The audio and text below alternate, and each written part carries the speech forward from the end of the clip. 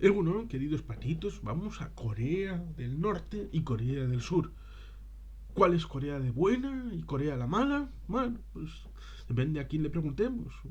Parece que no hubo posibilidad de traer a Alejandro Cao de Benós, a pesar de que fue formalmente invitado.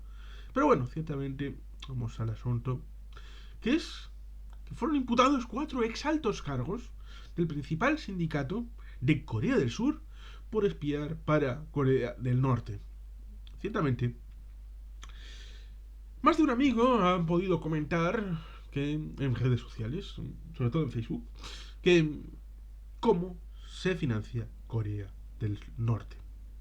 Es un asunto que resulta curioso porque ciertamente eh, es un país abandonado a su suerte, pero podríamos recordar que cuando se produce la desintegración de la península, porque desde el año 1910 estaba dentro de la órbita de Japón, porque así fue obtenido en estas guerras con China, de esferas de influencia para con el entorno Asia Oriental. Por tanto, ciertamente debemos recordar que en ese primer término del siglo XX, la Corea nórdica, la hoy Corea del Norte, era la zona industrial, la zona pujante económicamente, la zona con mayor masa crítica, y Pyongyang era el epicentro de la economía coreana.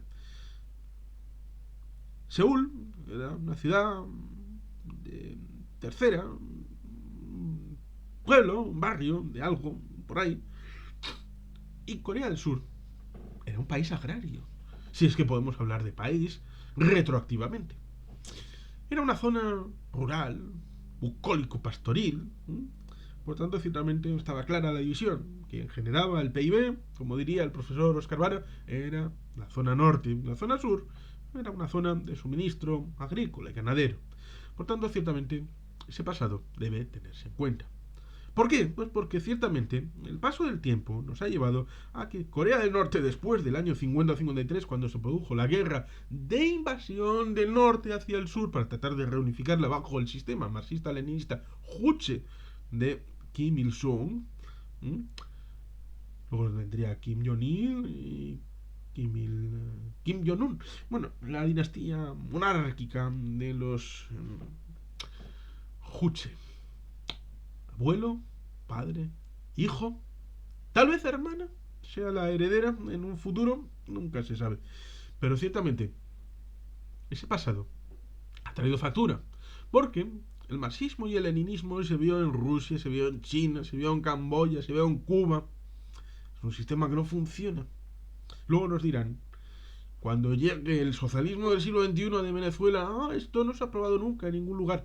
Es que no era auténtico comunismo lo que había en aquellos países. No, no, no, no. Ahora vamos a intentarlo de verdad.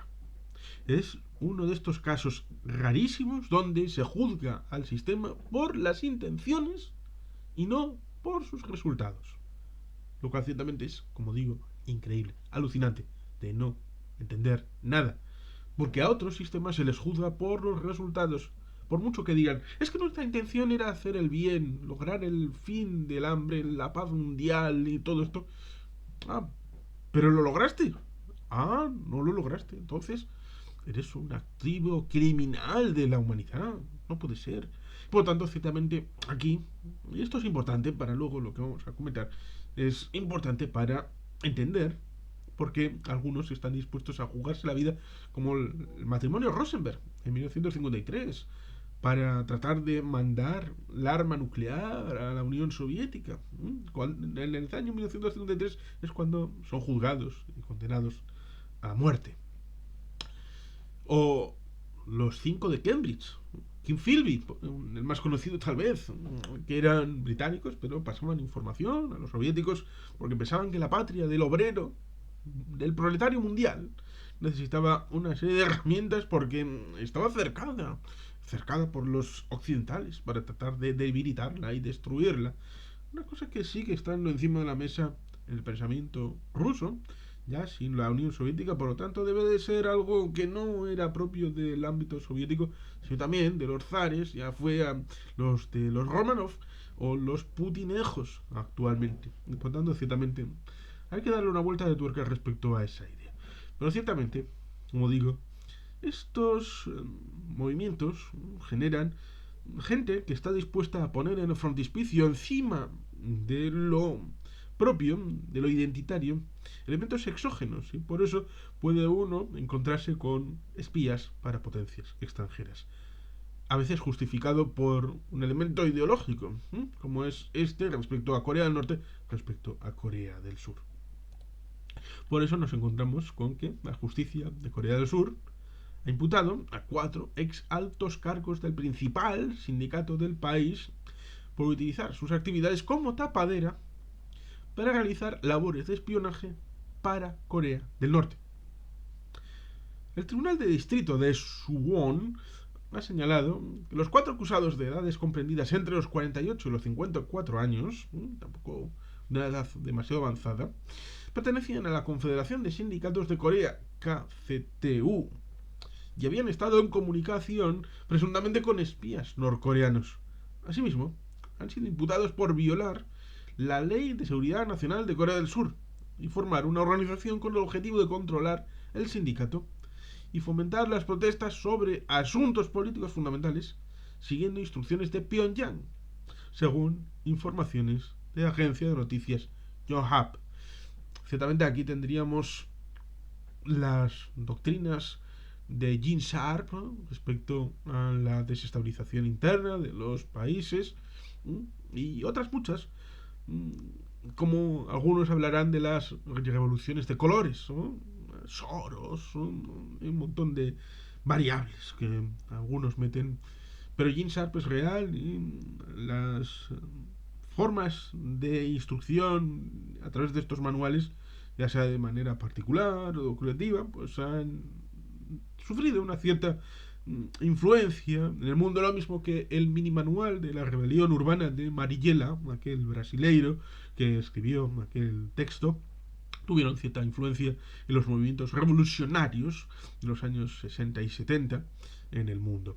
Lo mismo que Frantz Fanon, los desheredados de la tierra, y una serie de textos que inducieron a inflamar el pensamiento de la lucha entre los proletarios y los burgueses. Esta categoría que inauguraría el señor Marx, aunque con apoyo de Engels y luego con la transformación de Lenin para la difusión en el siglo XX en los regímenes de socialismo realmente existente. Por tanto, ciertamente la citada legislación que decíamos de Corea del Sur, adoptada en 1948 en plena Guerra Fría, criminaliza fomentar las actividades propagandistas por parte de organizaciones antiestatales y sus miembros, especialmente si están relacionadas con Corea del Norte. Recordemos lo que habíamos dicho. Corea del Norte invade Corea del Sur en 1950 porque piensa que es el momento de la reunificación y, insisto, lo hace por la fuerza de las armas, porque iba a haber una serie de elecciones en donde los de Corea del Sur sabían, los del norte, que iba a haber una elección libre y podían votar lo que quisieran, y por tanto ciertamente era plausible que no votaran la reunificación, lo mismo que hubo ciertos miedos en 1954 respecto a la reunificación de Vietnam del Norte y Vietnam del Sur, pero esa sería otra historia. Y por tanto, ciertamente, tenemos un asunto bien relevante porque se trata de desestabilizar el sur, sobre todo desde 1980, que es una democracia comenzando a ser plena, y ahí se pudo ver en los Juegos Olímpicos de Seúl de 1988. Lo mismo que Taiwán, es una democracia, a finales de los años 90, después de una larga transición que comienza paradójicamente en 1975, el mismo año que muere Franco, también muere Chiang Kai-shek. Por lo tanto, ciertamente, cuando ya hay elecciones presidenciales libres en el año 2000, es un problema para los que quieren quitar la libertad a este territorio, como es Pekín, formalmente comunista, pero una dictadura más cercana al confucianismo, Lao Tse, el típico imperio mandarín de los chinos, revestido de esa unicidad aparente del Partido Comunista. Pero ciertamente parece que nos hemos ido, pero está en la zona, porque China es el padrinazgo de Corea del Norte. Y si Corea del Norte desapareciera es porque China le ha retirado el apoyo. Eso debería estar, pero clarísimo.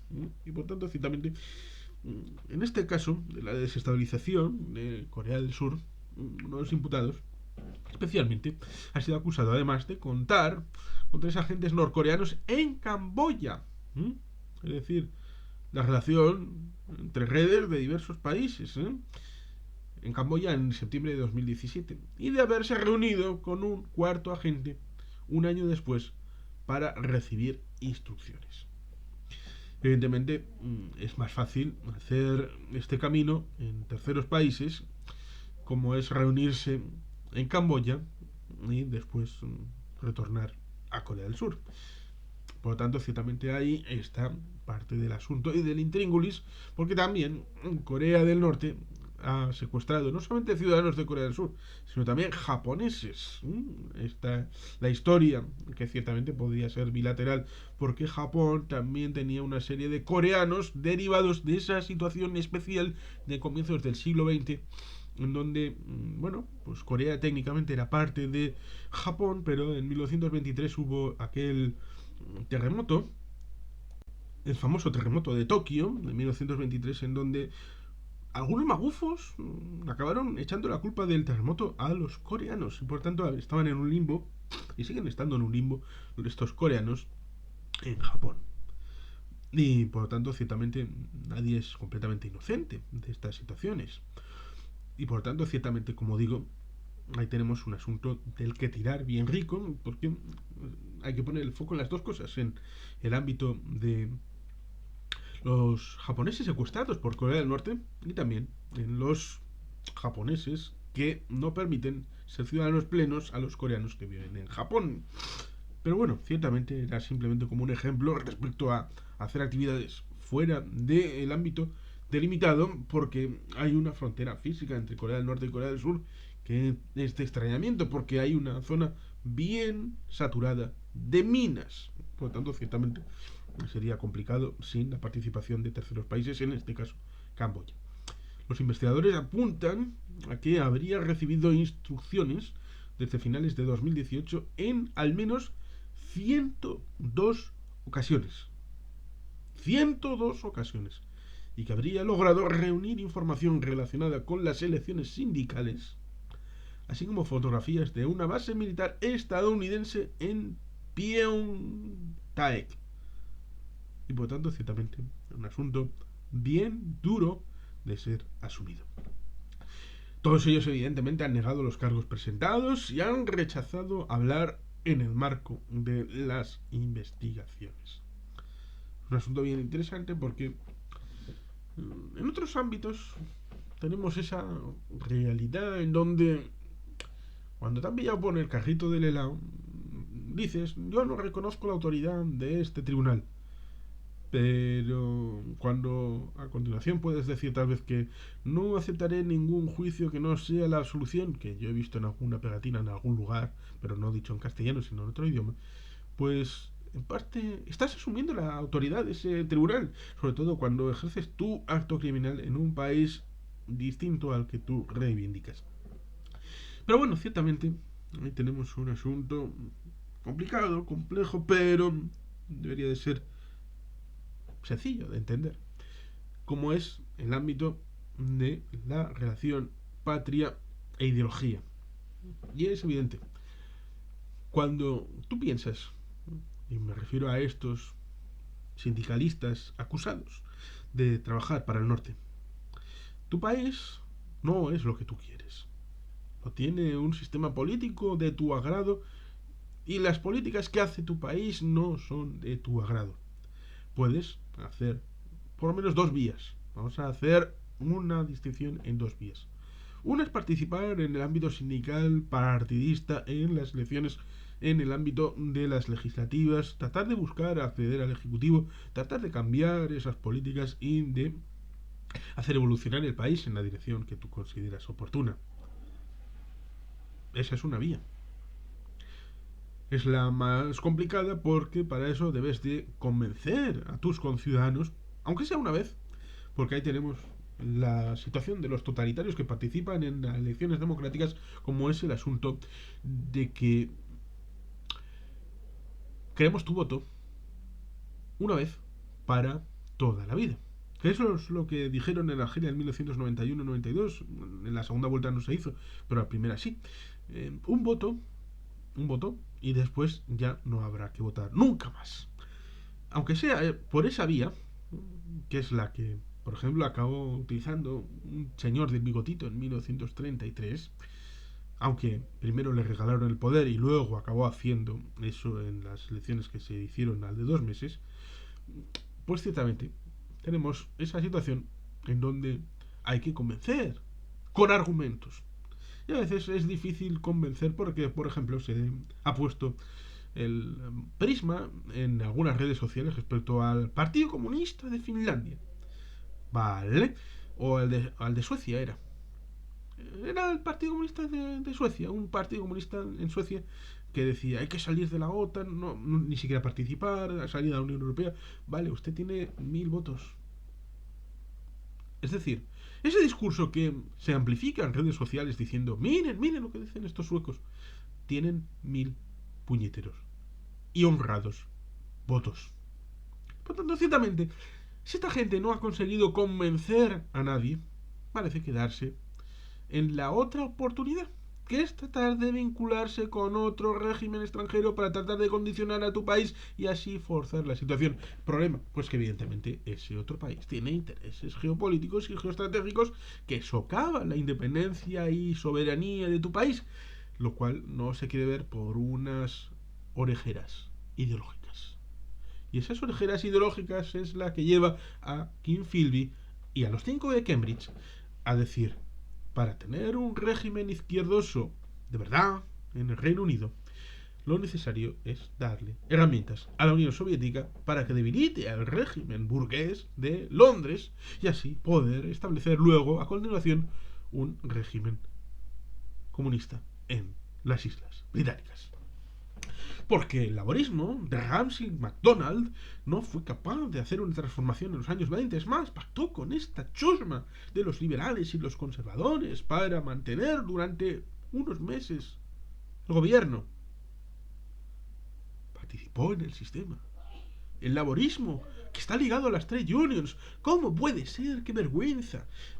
Y precisamente, aquí tenemos a las trade unions de Corea siendo infiltradas porque no fueron capaces de ejercer su presión de manera abierta para tratar de transformar un país democrático, pero que también vio en lo religioso transformar su realidad desde unas religiones más propias del ámbito asiático al cristianismo. Ahora Corea del Sur es un país mayoritariamente cristiano. Por tanto, ciertamente, ahí tenemos un asunto de la máxima relevancia, porque tratar de trabajar para el enemigo es algo que en cualquier país está mal visto, y por supuesto siempre que hay una guerra abierta. El armisticio de 1953 no llevó sino al enlosamiento, al esclerotizamiento de una lucha fratricida en donde el país que estaba por encima de todo, que era Corea del Norte, que tenía los recursos, por el sistema que decidieron tener, ha ido a la verga y ha gastado en armamento en la idea de que nadie intente entrar en Corea del Norte, teniendo el arma nuclear, misiles intercontinentales, tratando de lograr hipersónicos o lo que sea que le den los chinos o los rusos, y votando ciertamente un porcentaje que deriva en aquel dilema de mantequilla o cañones, cañones o mantequilla. Han decidido cañones y a lo bestia sufrir hambrunas y periodos especiales muy intensos. Y por eso, ciertamente, resulta todavía más sangrante que gente en Corea del Sur quieran llevar a Corea del Sur para ese camino, que sea una hipotética reunificación, pero a los dictados del norte, y que precisamente traten de condicionar y desestabilizar el sur para lograr unos determinados horizontes fracasados en Corea del Norte y en el mundo. Pero en fin, esta es la historia, que por fin algunos van siendo capturados, como por ejemplo estos 4 ex sindicalistas. Y sin más, queridos patitos, Es que ricasco. La juro, pero bat. Betty Helpien.